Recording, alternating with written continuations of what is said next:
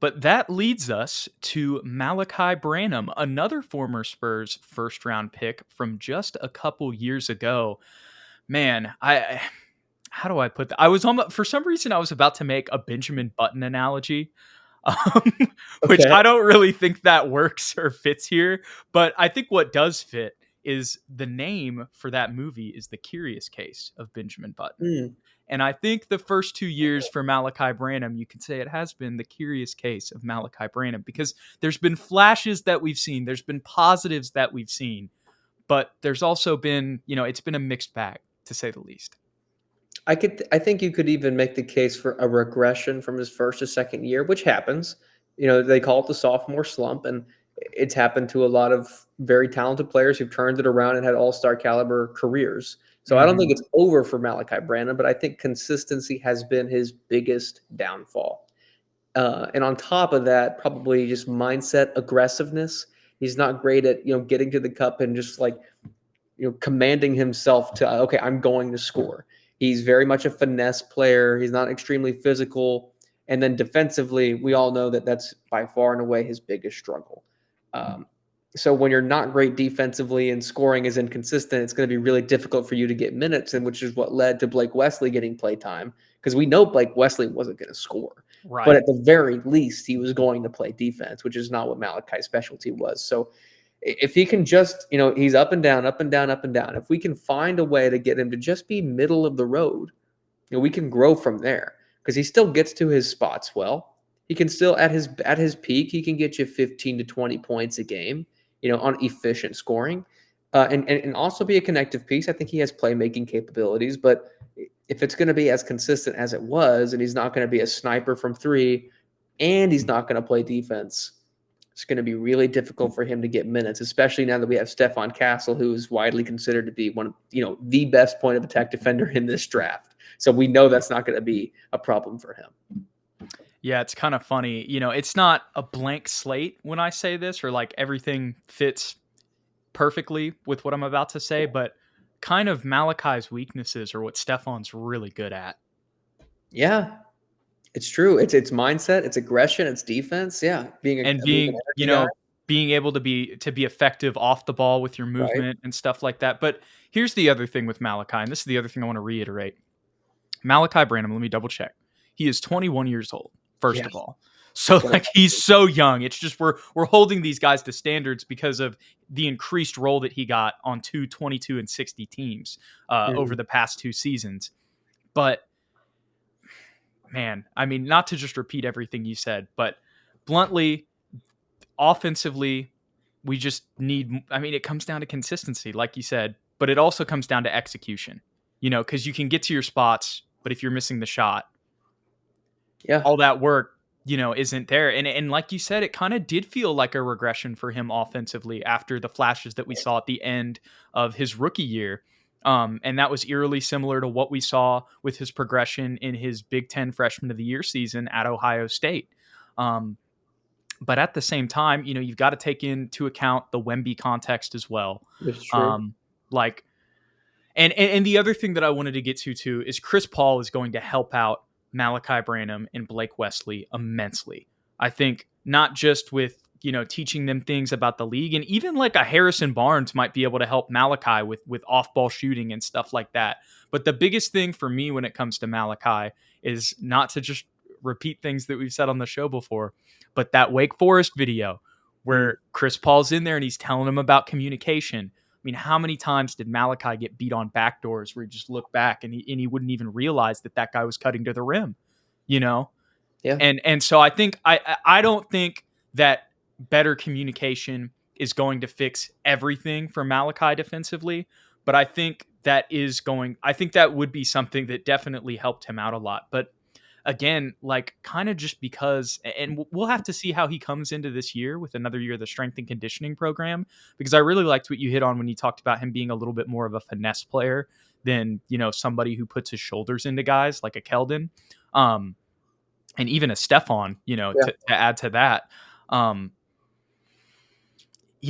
if you're going to be a finesse player, you got to execute. That's really just what it comes down to. And Mhm. I think he does need to be a little bit more physical defensively. But I think the last thing I'll say on Malaki is I really do think he has all of the physical tools and the physical skill set to do, what we thought he could be coming into the league, just being a solid, high energy scorer, kind of off the bench combo guard, right? Yeah.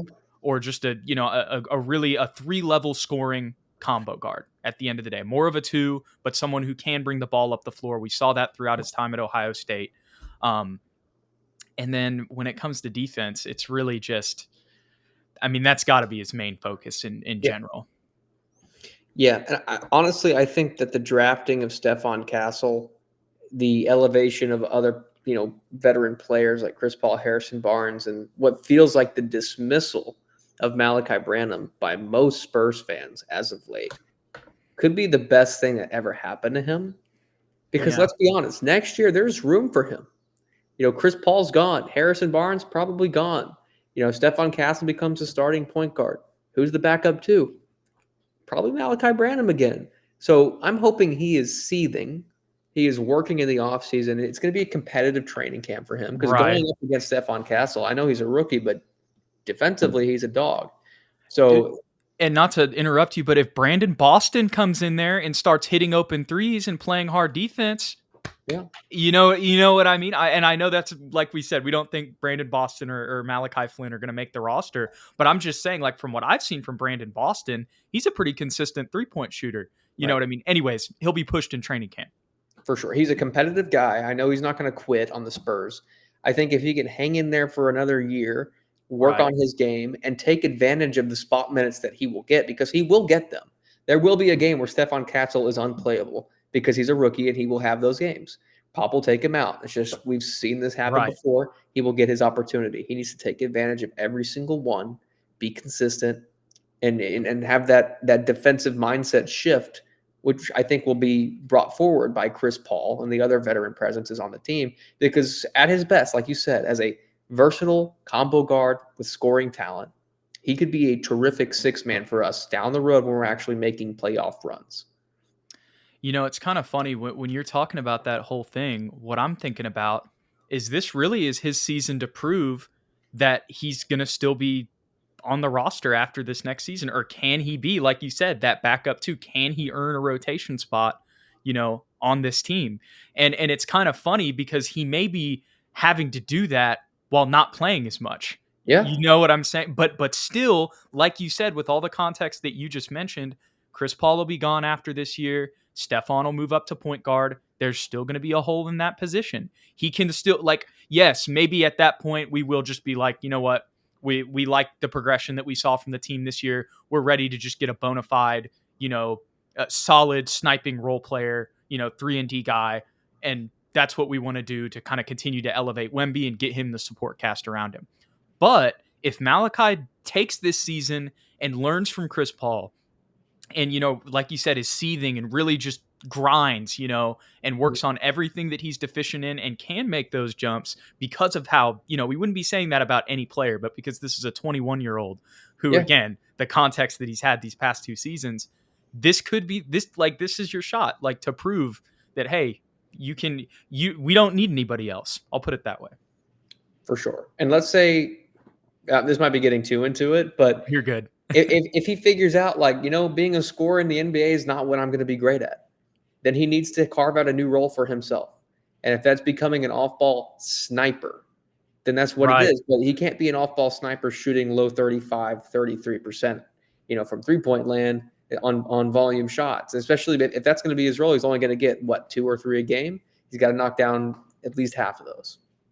Yeah, Robert Ball asks a very intriguing question here, and this is talking about Blake Wesley, who we talked about last week, but I think this is we can answer this for both. Is it a put up or walk season for Wesley and Malaki? I don't think so. I don't know how the contract situation works. I'm pretty sure they're going to be back next year. I At think we least may next year. technically have a team option Yeah. on them. So, if we wanted to decline it, we could, but I think because they're on rookie contracts, we'll need third stringers. Like, we probably will bring it back. But Yeah, I would assume we'll bring them back, and I'm not out on them either, like, in right. any way. I think if we do lose them, it will be because of what you just said. Like, the Spurs are just like, okay, we can't wait. We have to go trade for trade or sign for some veteran players that are ready to win now. I think that would be the only reason they get kicked out. But they definitely need to take advantage of the opportunities they're going to get because they're getting slimmer and slimmer. Yeah, and who knows how much longer they'll last as well. Right. Very true. And it's crazy because both of those guys are first round picks. Like we talk about them in this sense that we do because Victor Wembanyama was added to our team. But it takes other guys time. We've talked about it. Obviously they're in a very different situation than maybe some of the other guys who've taken a little bit of time to develop. Like I know Larry Markkinen's another example that we've used. And you could even say that we've used that analogy for Jeremy Sohan, and he's already, at a much different level than both of those guys. But what we're saying is, I think me and Ethan still have some hope in our brains that they could eventually be rotation guys, at least off the bench. Aligned to that. I have my corporate mind on right now. Aligned.